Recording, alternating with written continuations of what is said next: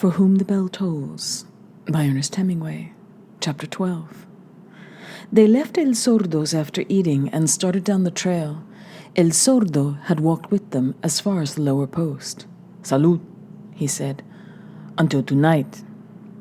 "Salud, camarada," Robert Jordan had said to him, and the three of them had gone on down the trail, the deaf man standing, looking after them.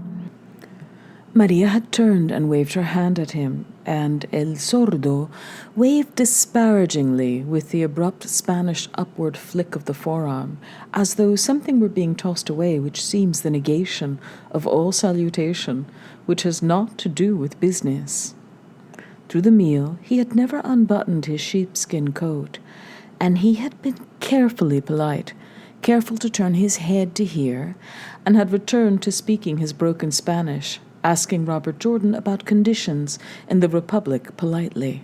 But it was obvious he wanted to be rid of them. As they had left him, Pilar had said to him, "Well, Santiago?" "Well, nothing, woman," the deaf man said. "It is all right, but I am thinking." "Me too," Pilar had said, and now, as they walked down the trail, the walking easy and pleasant down the steep trail through the pines that they had toiled up, Pilar said nothing. Neither Robert Jordan nor Maria spoke, and the three of them traveled along fast until the trail rose steeply out of the wooded valley to come up through the timber, leave it, and come out into the high meadow. It was hot in the late May afternoon, and halfway up this last steep grade, the woman stopped. Robert Jordan, stopping and looking back, saw the sweat beading on her forehead. He thought her brown face looked pallid and the skin sallow, and that there were dark areas under her eyes. "Let us rest a minute," he said. "We go too fast." "No," she said, "let us go on." "Rest, Pilar," Maria said. "You look badly." "Shut up," the woman said. "Nobody asked for thy advice."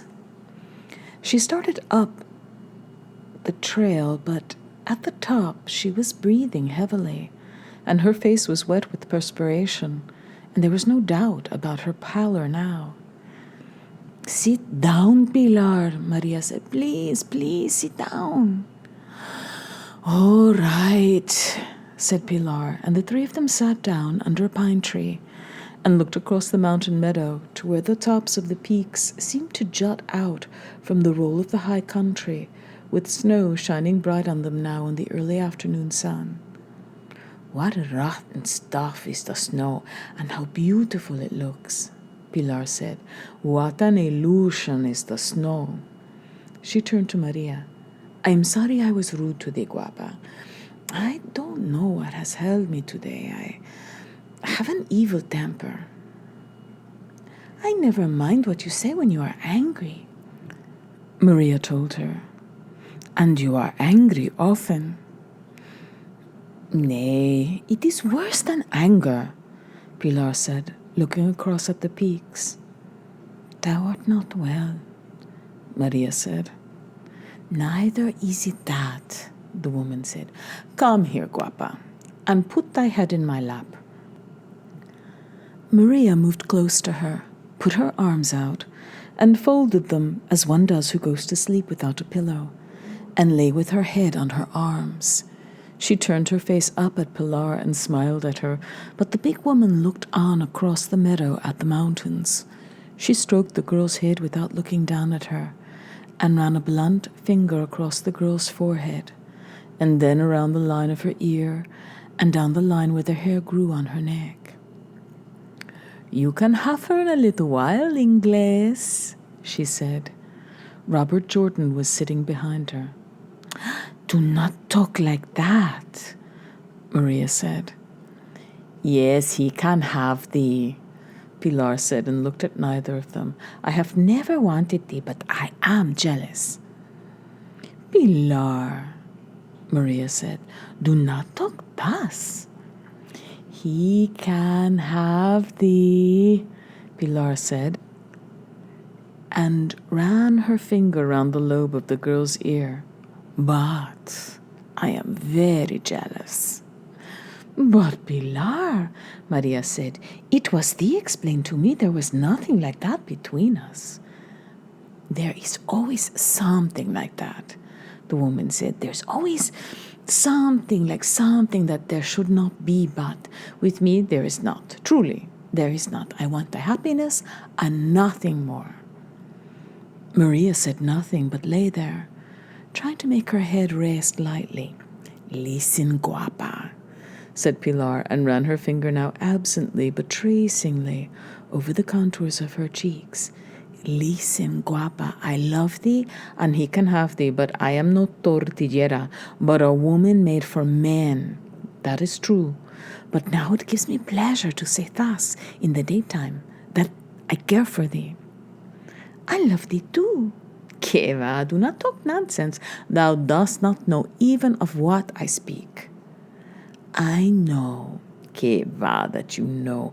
You are for the Inglés. That is seen and as it should be.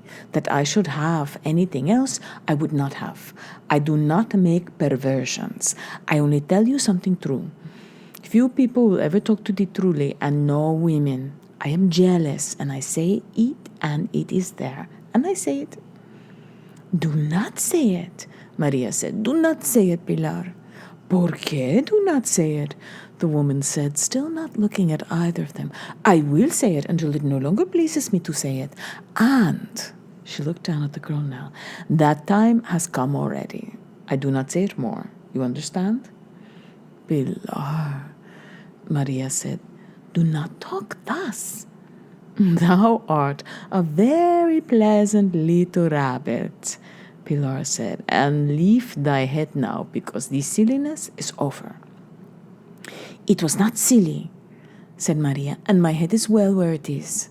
Nay, lift it, Pilar told her, and put her big hands under the girl's head and raised it. And thou, Inglés, she said, still holding the girl's head as she looked across at the mountains, what cat has eaten thy tongue? No cat, Robert Jordan said. What animal then? She laid the girl's head down on the ground. No animal, Robert Jordan told her. You swallowed it yourself, eh? I guess so, Robert Jordan said. And did you like the taste? Pilar turned now and grinned at him. Not much. I thought not, Pilar said. I thought not, but I give you back your rabbit. Nor ever did I try to take your rabbit. That's a good name for her. I heard you call her that this morning. Robert Jordan felt his face redden. You are a very hard woman, he told her. No, Pilar said, but so simple I am very complicated. Are you very complicated, Inglés? No, not so simple. You please me, Inglés, Pilar said. Then she smiled and leaned forward and smiled and shook her head. Now, if I could take the rabbit from thee and take thee from the rabbit. You could not. I know it, Pilar said, smiled again. Nor would I wish to, but when I was young, I could have. I believe it. You believe it? Surely, Robert Jordan said, but such talk is nonsense. It is not like thee, Maria said. I am not much like myself today, Pilar said. Very little like myself. Thy bridge has given me a headache, Inglés.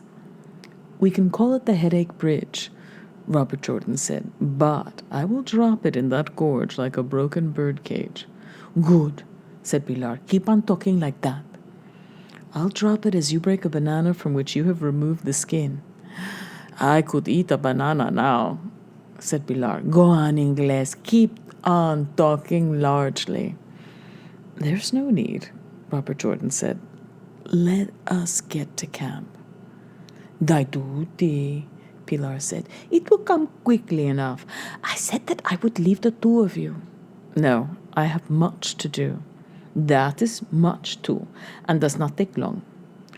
Shut thy mouth, Pilar, Maria said. You speak grossly. I am gross, Pilar said, but I am also very delicate. Soy muy delicada. I will leave the two of you. And talk of jealousness is nonsense. I was angry at Joaquin because I saw from his look how ugly I am. I am only jealous that you are 19. It is not a jealousy which lasts. You will not be 19 always. Now I go. She stood up and with a hand on one hip, looked at Robert Jordan, who was also standing. Maria sat on the ground under the tree. Her head dropped forward. Let us all go to camp together, Robert Jordan said. It is better, and there is much to do. Pilar nodded with her head toward Maria, who sat there, her head turned away from them, saying nothing.